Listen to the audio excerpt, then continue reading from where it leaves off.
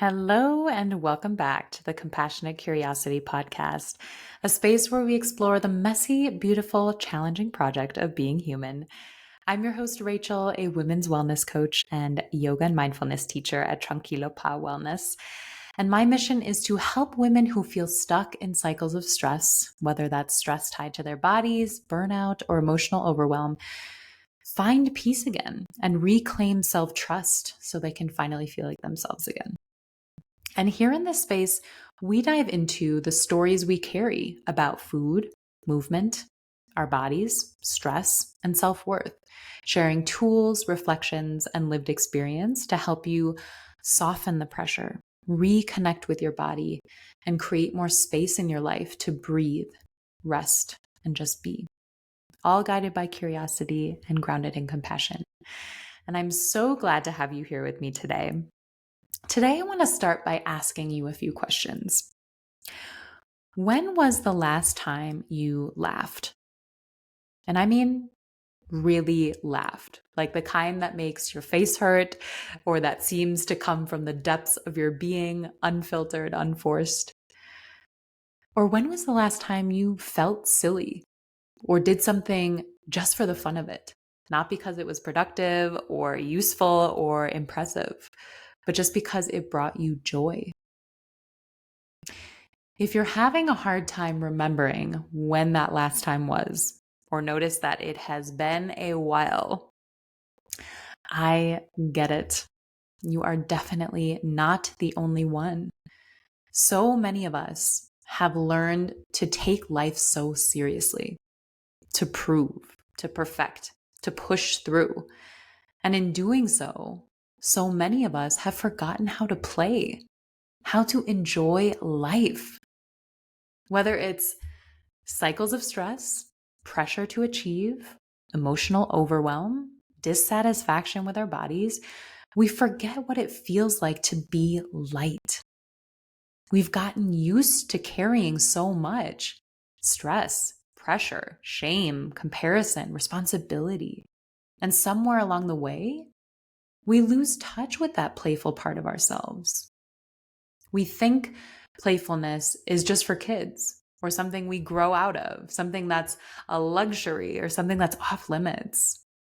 But I want to open the conversation today to challenge that belief, to see playfulness and lightness not as luxury or something off limits, but as a lifeline, as one of the most powerful yet underrated tools we have access to and that we can reclaim to help us when we're stuck in the heaviness of stress, shame, overwhelm, disconnection.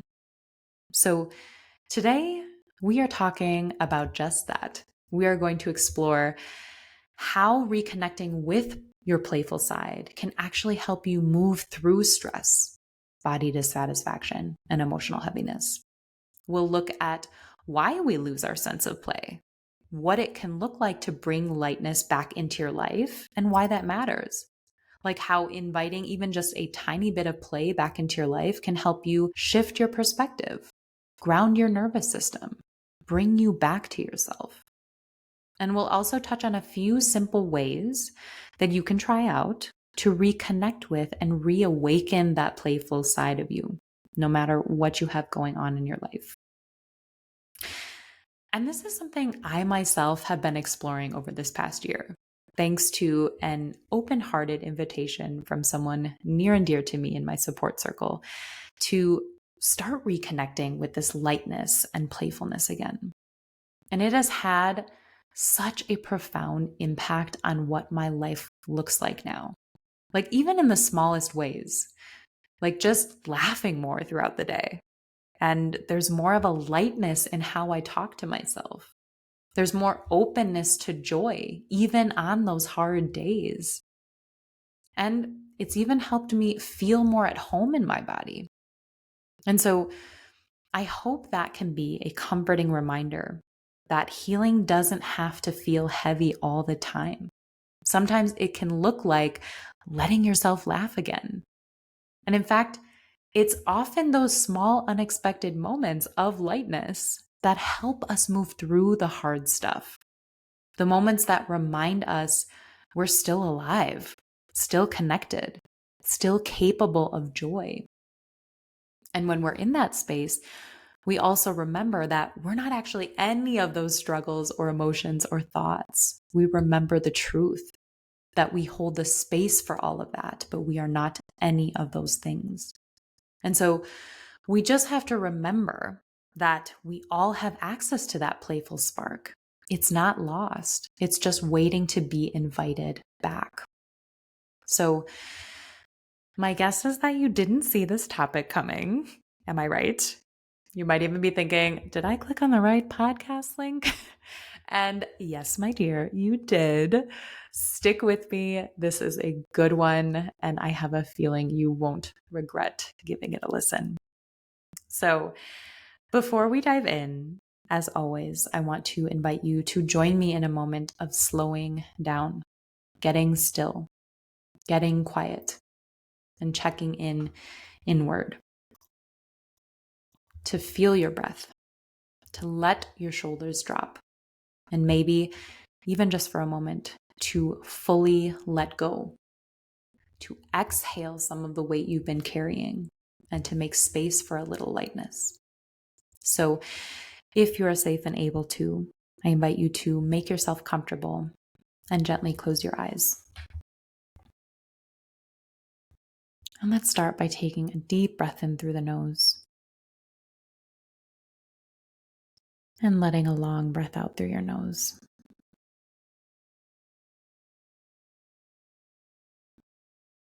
And do a few more at your own pace like this.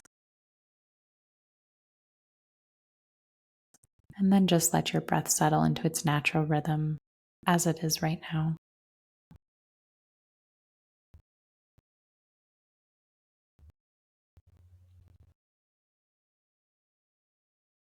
And now I invite you to shift your focus to your nostrils and just notice any sensations you feel when the breath comes in through the nose and when it leaves the nose.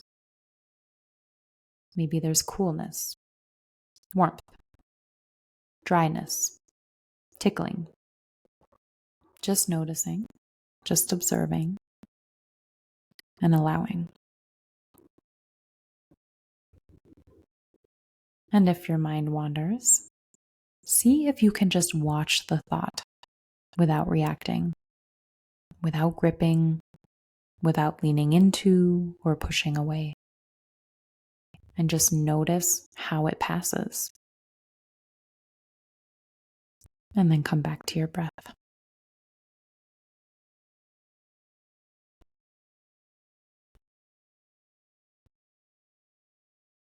And let's take one more deep breath in through the nose and a long breath out through the nose. And when you're ready, gently opening your eyes and letting the world back in. Thank you so much.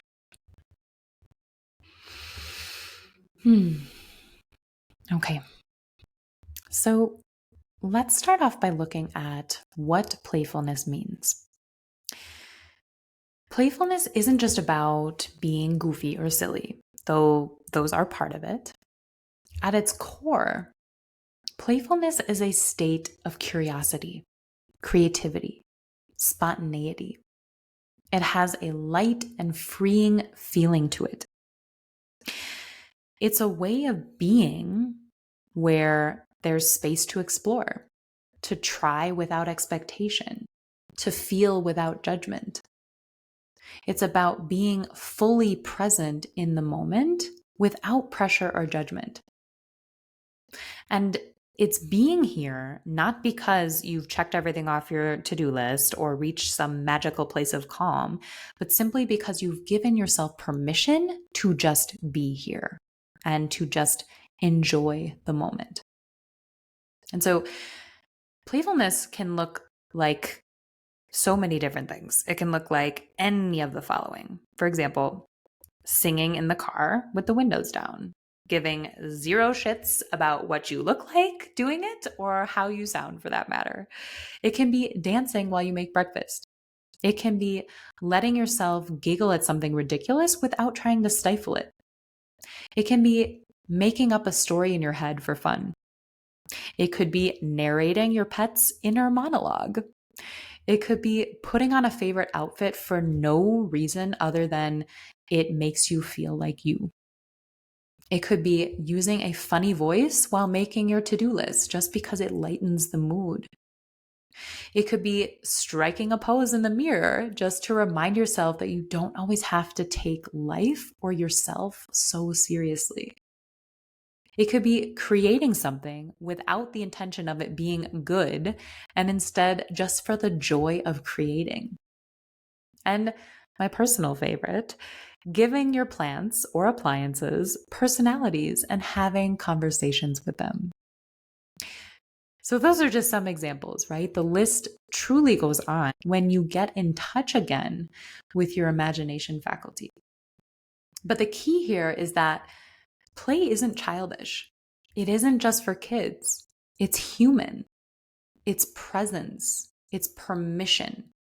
It's a soft rebellion against the idea that life must always be serious or that healing must always feel hard. Which is what leads me to the question of why does reconnecting with playfulness even matter? Like, why are we talking about this? Because when we reconnect with playfulness, what we're doing is actually reconnecting with ourselves, with our aliveness, our creativity, our capacity to feel joy, not after we've fixed everything, but as we are. That's the power of play. It reminds us that even in the middle of the mess, we still get to feel human.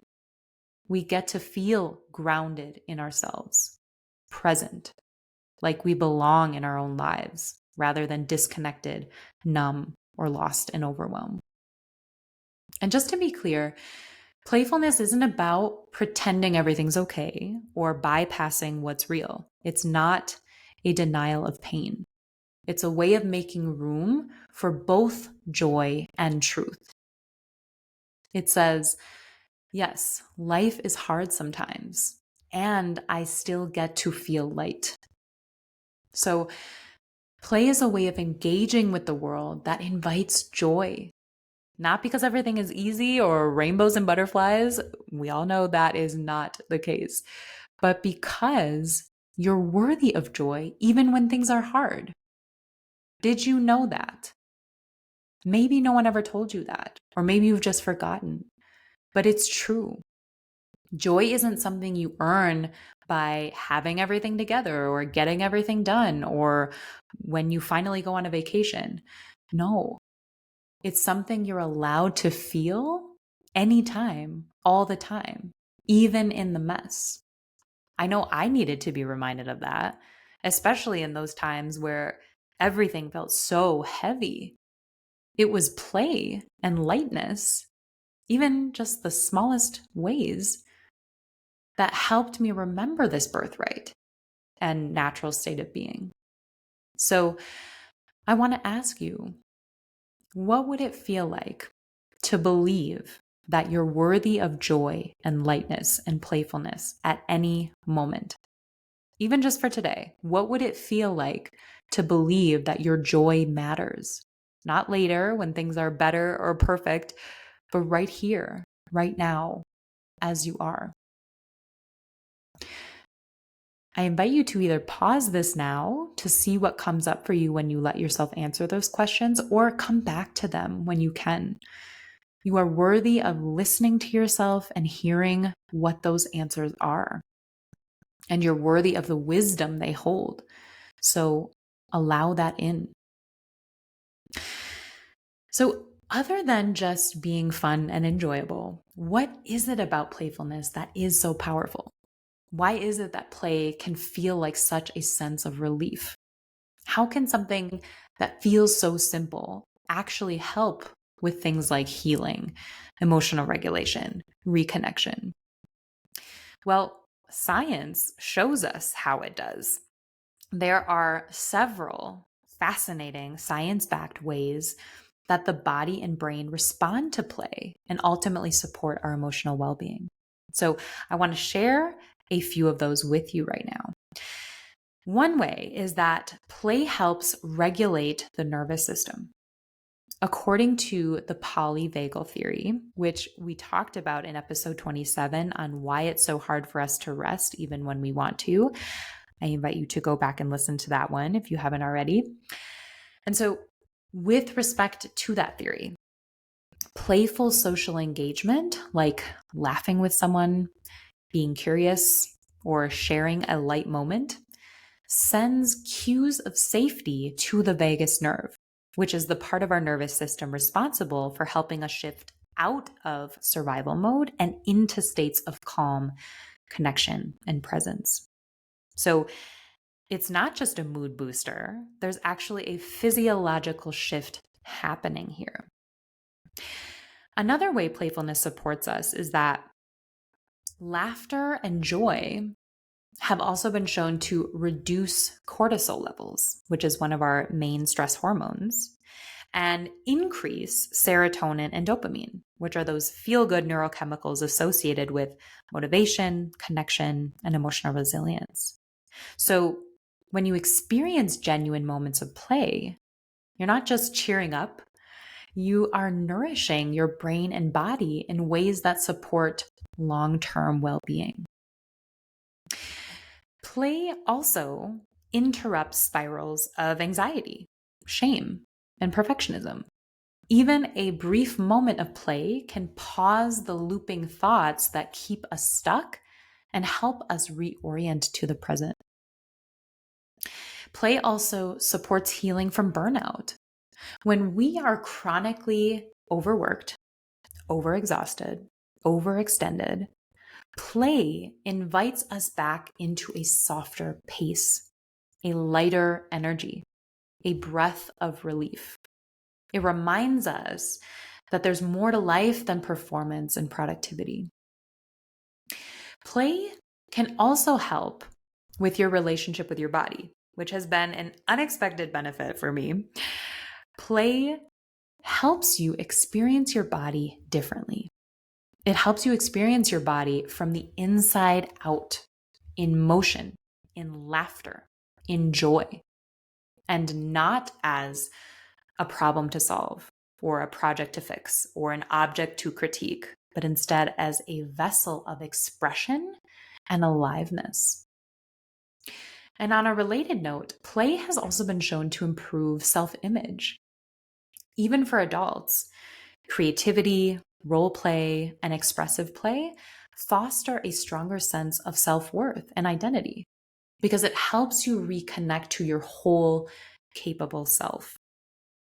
As Winnicott, the British pediatrician and psychoanalyst, famously wrote, "It is in playing, and only in playing, that the individual child or adult is able to be creative and to use the whole personality.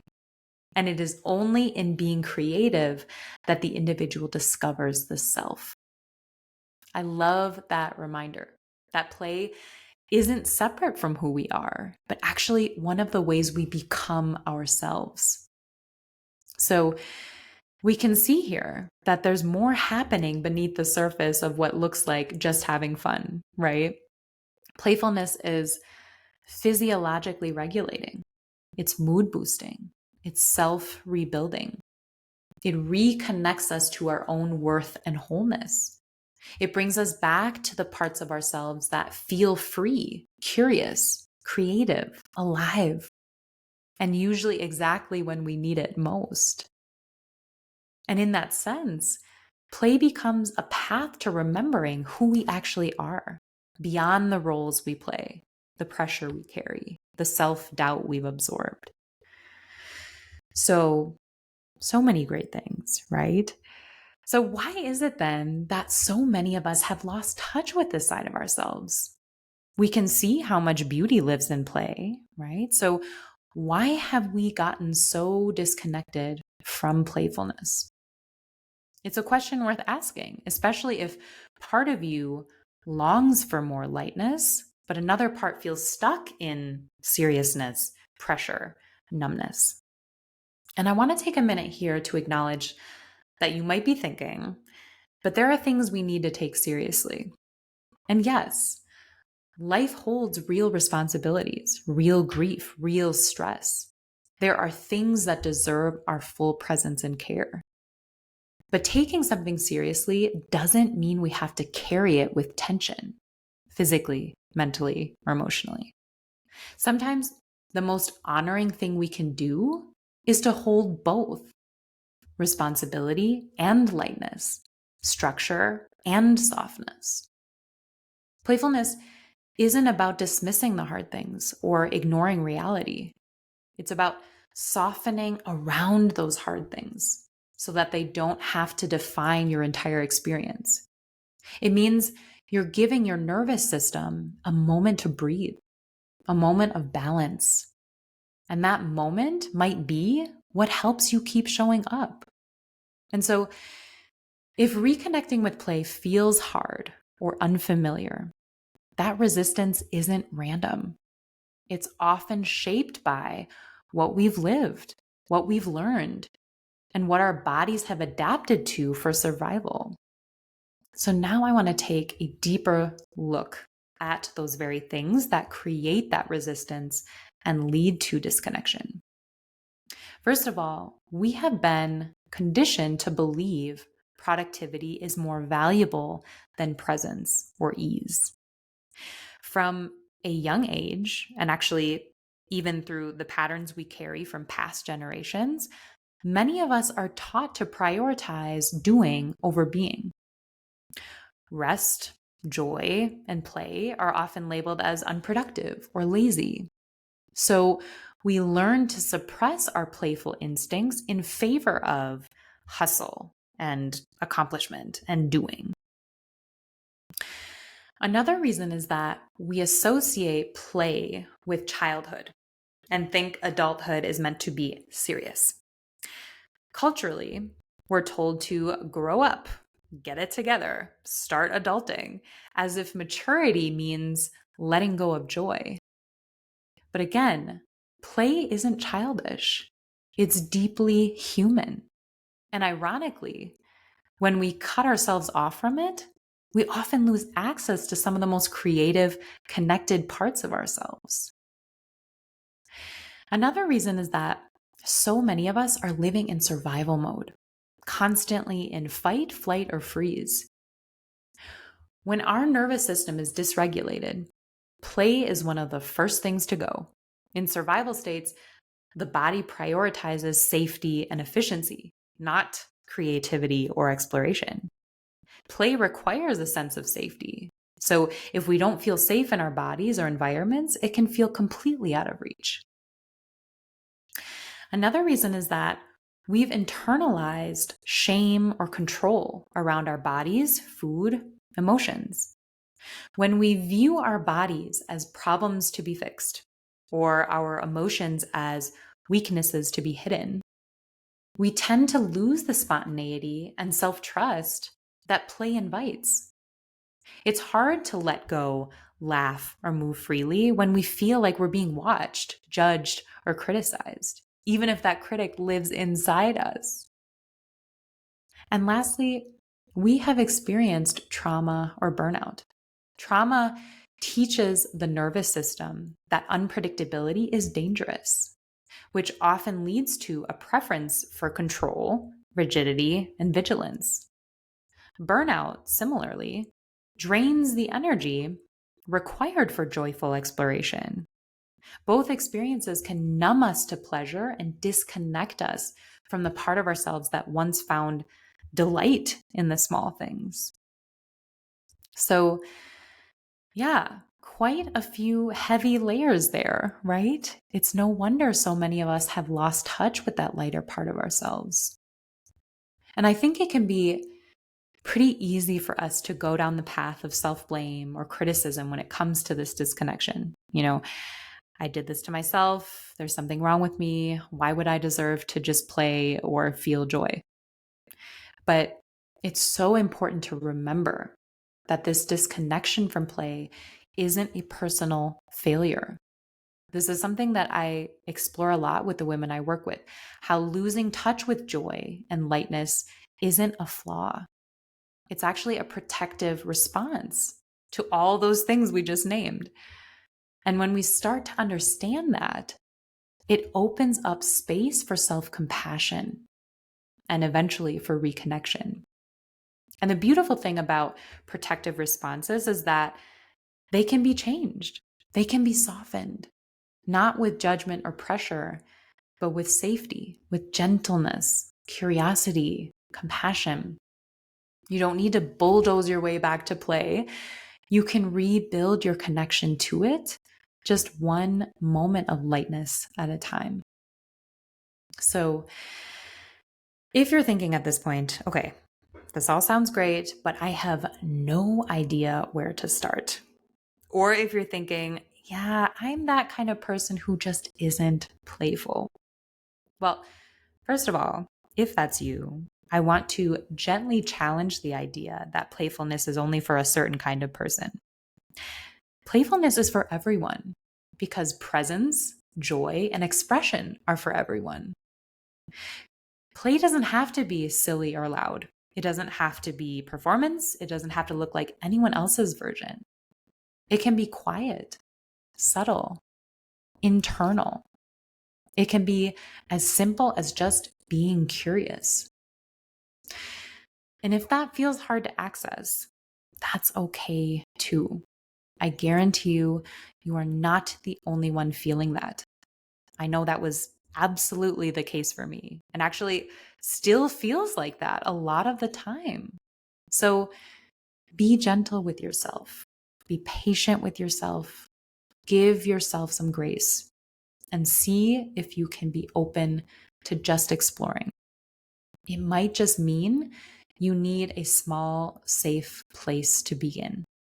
So now we're going to go through 5 tools that can help you start reconnecting with your own version of play. These are some of the practices I come back to often in my life, and also the kind of tools I share with the women I support when we're exploring how to manage stress, how to reconnect to the body, or bring in moments of ease. So the first one is the not playful person experiment. If you've told yourself, I'm not playful, try this. Spend one day noticing anything you do that has a spark of creativity, a spark of spontaneity, a spark of joy. Remember how we defined play earlier? It's not always about being silly or loud. It's a way of being present without pressure. It's a way of engaging with life that invites lightness and expression. So, for example, that moment you hum while doing the dishes, that counts. That time you rearranged your space just because you wanted it to feel different, that too. Even something like choosing your socks based on your mood or doodling on a napkin, those are playful moments. This experiment isn't about trying to be playful. It's about noticing how play might already be alive in you and showing up in your life. Sometimes we're more playful than we realize. We just haven't been calling it that. And naming it can help us claim it. Because when we recognize something as play, we start to feel more connected to that part of ourselves and more open to inviting it in. The second tool is the 5-minute playground prompt. I love this one. Ask yourself, what would 7-year-old me want to do right now? And then do it for 5 minutes. No overthinking, no judging, just try it. So maybe that's wiggle. Maybe you put on a song from that era, draw with chalk, blow bubbles, go collect insects, climb something. Please be careful. Play hot lava. Whatever it is, the goal isn't to force fun here. It's to offer your body a moment of ease, creativity, presence, reconnection. And when we create space for that, fun naturally finds its way on its own. The third tool is the what if it were a game reframe. So with this one, Pick one task, one that you don't particularly enjoy or that usually feels heavy or daunting, and ask, if this were a game, how would I approach it? Maybe you make a goofy playlist for chores. Maybe you pretend you're on a cooking show while making dinner. Maybe you use your favorite foreign accent to talk to yourself while doing the task. Maybe you turn your task into a slow motion scene. Play often begins where we let go of rules, where we drop the need to do it right, and instead let in a little absurdity, curiosity, and wonder. The fourth tool is the body wiggle reset. One of the quickest ways to invite play into your system is to move your body in a way that feels silly or different. Playful movement can shift your state so quickly. And so this is especially great to do when you're feeling overwhelmed or stuck, to shake out tension, literally. So if you're safe and able to right now, I invite you to try this out. Stand up and wiggle your arms, your shoulders, your hips, your cheeks. Make a weird face. Breathe, laugh, shake it all out. We are definitely not aiming to look normal doing this. So let yourself look ridiculous. That is the point. This is about disrupting tension and moving it through and reminding your nervous system that safety and softness can coexist. And the last tool is the joy inventory. Sometimes reconnecting with play starts with just remembering what brings you joy. So here is your invitation to do that. Take a few minutes, maybe with a journal or a voice memo, and list out all the things that spark a sense of lightness, comfort, or happiness for you. These don't have to be big or impressive. Think the smell of fresh laundry or fresh cut grass, the way sunlight hits your floor in the morning, that song you love to sing in the car, putting your feet in cold water on a hot day, that one snack that always makes you smile, a specific tree you love, or cozy chair that feels like home. When you reflect on this, you're creating your joy inventory, a simple, personal list of what makes your body exhale and your heart soften.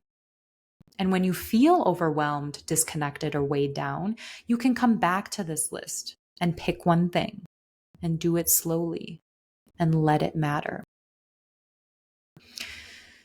So, with all these tools, I think it's worth saying here that there's no one size fits all path back to playfulness, but it starts with presence, with permission, with curiosity and openness, and with trusting that even small moments of lightness can be deeply healing. So, as we wrap up here today, my dear, let's highlight a few things. Playfulness isn't about pretending life isn't heavy at times, nor is it about ignoring your pain or distracting yourself from the hard stuff. It's about making space for something else to be there too, even while the pain is there. You're widening the space around the heaviness. And that space is where breath can return. It's where self-compassion can settle in. It's where you remember that alongside your pain and struggles, you're also someone who can feel joy, move freely, and come alive in small moments. And beyond all of that, you remember you are not any one experience, not any single thought, emotion, or belief. You're the awareness that holds all of that. And yet, that awareness lives through the body, through movement, emotion, and expression. What's happening with play is that you're letting lightness touch the edges of what feels hard. And in doing so, you remember that you are not the responsibilities you carry. You're not the body you're trying to fix. You're not the pressure you're constantly under. You are none of those. You are a living, feeling, expressive being and you are allowed to feel alive, to laugh, to create, to wiggle, to play hot lava, to enjoy yourself. And also, reconnecting with your playful side doesn't mean becoming someone else. It means coming back to a part of you that's always been there, quiet, wise, alive, ready when you are to let it shine again. So maybe today you start your joy inventory list, or you dance in the kitchen for 20 seconds, or you hum a song you haven't thought about in years. Maybe you walk barefoot in the grass and remember what it feels like to be connected to your body, to feel grounded in your body. Maybe you write on a sticky note, bring lightness to life, like I have taped on my table right here as a reminder that it is okay to choose lightness, because we need that reminder, right? To help rewire those old patterns that have taught us otherwise. Or maybe you just notice a moment that feels light and you let yourself linger there. Whatever it is you choose to do, it doesn't have to be big. It just has to feel real to you. And let whatever it is you choose to do be enough, because it is enough. You are not crazy for wanting more lightness in your life. You are wise for remembering that it's yours to receive. And you are worthy of that. You are worthy of feeling joy. You are worthy of expression. You are worthy of lightness. You are worthy of moments that remind you that you are alive, not because you've earned any of this, but because you're human. And that is your natural state of being. And that, my dear, is enough. So, if this episode stirred something in you, I'd love to hear what moment or memory of play came up for you. You can reach out anytime or come join us in the Compassionate Curiosity community, which is a free space for women reconnecting to themselves with compassion and lightness. And I'd encourage you to share this episode with someone who you can think of in your life right now that could really use this reminder. And if you are feeling the call to explore more or want support with reconnecting to joy, stress relief, or nervous system healing in a deeper way, you're always welcome to book a free Breathe Again Insight session with me. And you can learn more about how to do all of that in the show notes below. And as always, if this episode spoke to you, I'd be so grateful if you followed the show or left a quick rating or review. That really helps others find these healing messages. And so, my dear, what is playfulness going to look like for you today? I am about to go belt out an old Backstreet Boys song. I'm not sure which one yet, but that is my plan. And thank you so much for joining me today. And until next time, may you know that you are not alone. I am here with you. May you be guided by curiosity and grounded in compassion, sending you love, light, and gratitude today and always.